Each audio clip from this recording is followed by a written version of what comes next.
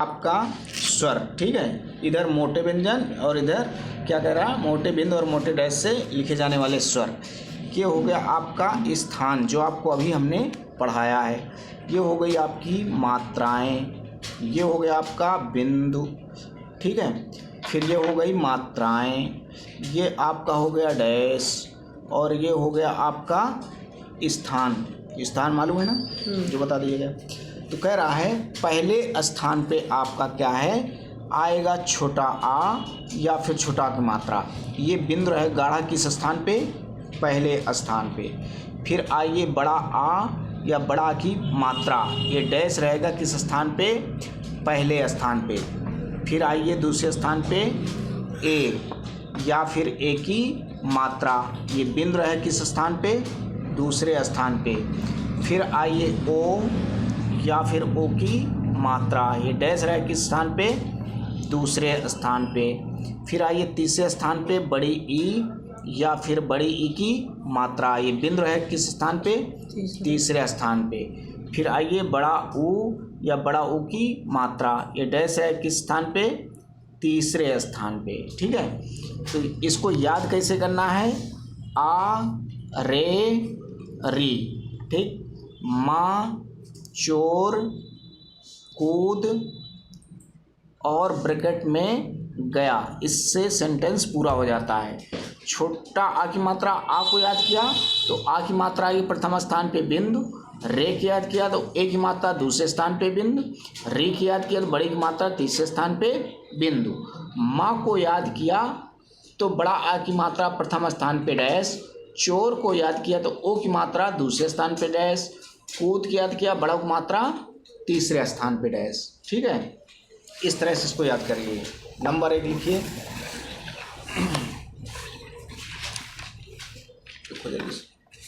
जो मात्रा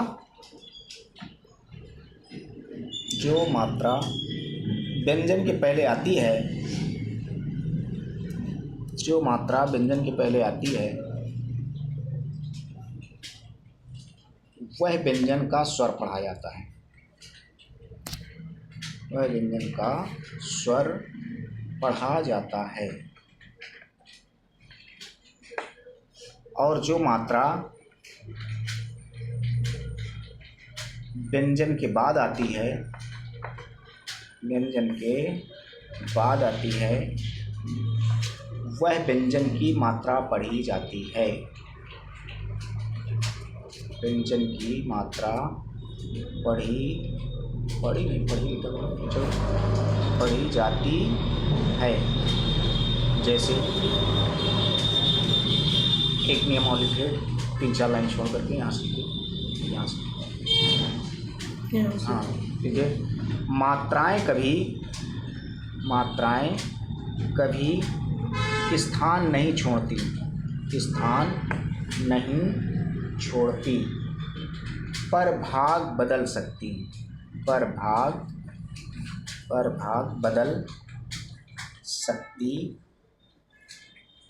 हैं। जैसे समझ गया, बताया था, ठीक है। कह रहा है कि जो मात्रा व्यंजन के पहले आएगी वह व्यंजन का स्वर पढ़ा जाएगा, और जो मात्रा व्यंजन के बाद आती है वह व्यंजन की मात्रा पढ़ी जाती है। जैसे आपने लिखा है आम, तो यहाँ पे क्या है, ये माँ आपका लिखा हुआ है।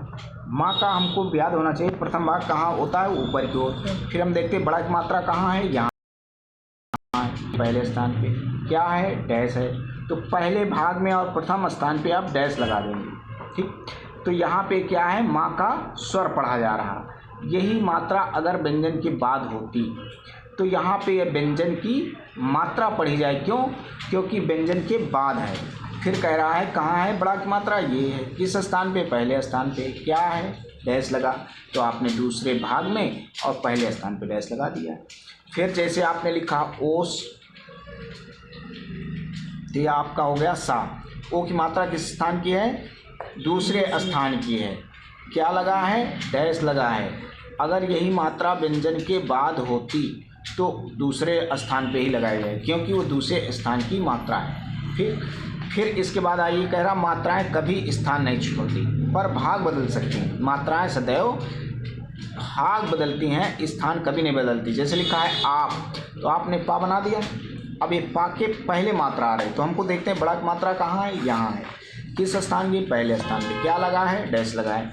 तो आपने प्रथम भाग में और पहले स्थान पे डैश लगा दिया।